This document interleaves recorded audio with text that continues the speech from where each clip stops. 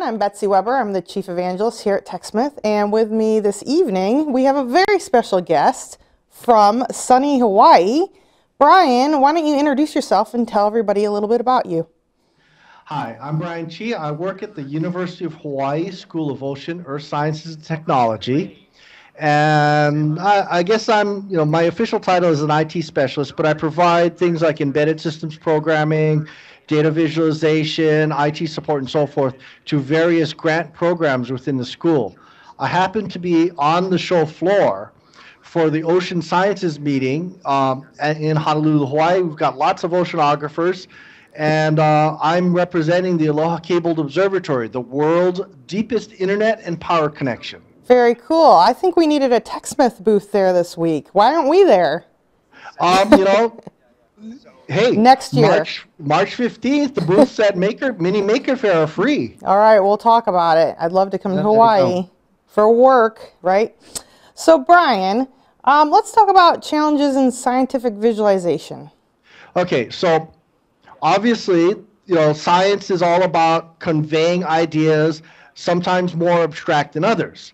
The unfortunate fact of life is a lot of the instruments, things like MATLAB, some gas chromatographs, different types of instruments, this customized software doesn't lend itself well to being recorded. But yet we still need to have a recording. So off to the rescue comes Camtasia. And so I'm slowly but surely getting a lot of the researchers involved. What's been really nice is we'll take these simulations, say, of a tsunami going by. And normally that's a very difficult thing to capture.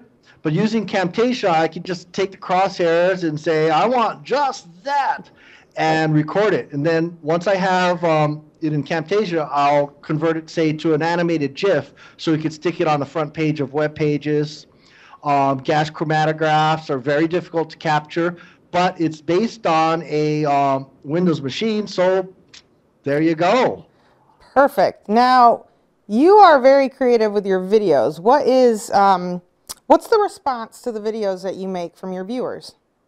Well, a lot of the scientific video is very cut and dry, and having the ability that my researchers can use the nonlinear editing features to be able to add titles, credits, and things like that, being able to automatically zoom in on the important parts and bring it out.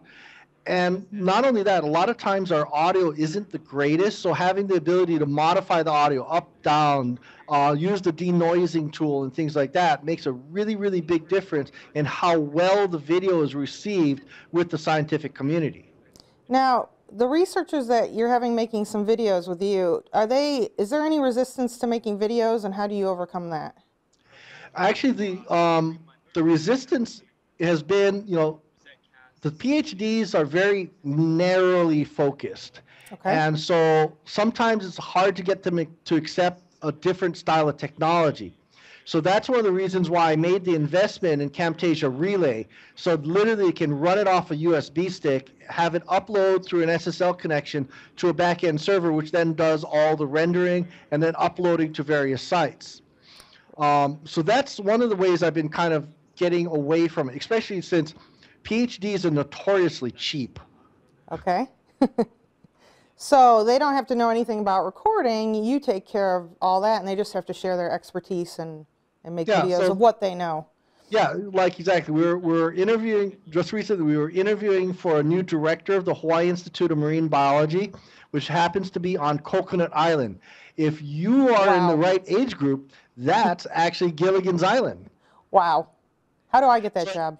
Yeah, so we were using Camtasia to record both sides of the interview using a Marshall Electronics mic on the table. And for the record, because, there's all kinds of legalities, we get to record everything.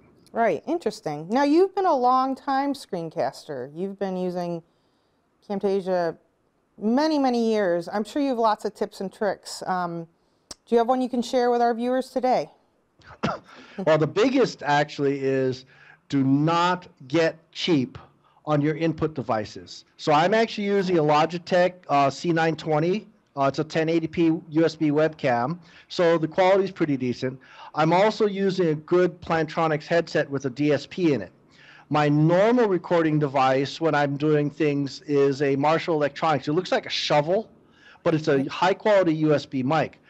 Don't get cheap, because if you get cheap, you're going to get cheap results. Agreed, and you want high quality audio and video, especially your viewers. They just will not watch poor quality.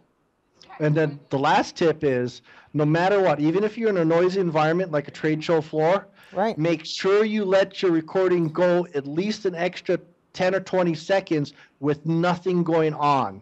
That way Camtasia can characterize the noise from that clip and be more effective at dragging out the background noise. That's a great tip. Great. Well, thank you so much for joining us from sunny Hawaii. If you ever need training on TechSmith products, I think you know who to call, right? Yep, and I thought I'd share something. Oh, This yes. is something done by one of my partners. This is actually Vincent van Gogh's Starry Night. It was drawn on the side of a large styrofoam cup, and then he sent it down on a cruise down to 3,000 feet, and this is what happens to a styrofoam cup when it compresses down. Wow. Looks very small, maybe 3-4 inches tall? Did it get half the size? Closer to 2. Closer to 2 inches. Wow. Oh, there you go. Oh, yep. Amazing. Well, very cool. Thank you so much, Brian. I really appreciate you sharing how you use our products and your tips and tricks. And I got to say thank you very much to TechSmith. It's been an amazing product, and I've actually been using it a lot when I'm at InfoWorld. In fact, one of our editors coined the term screencasting. Yes, he did. John Udell, yep. Many years ago, he asked, what are these videos called where we're recording the screen? And they went through several iterations, and they ended up on screencast. So, Yep. Very good. Yeah, so thank you for that as well. Thanks, Betsy. Have a good afternoon.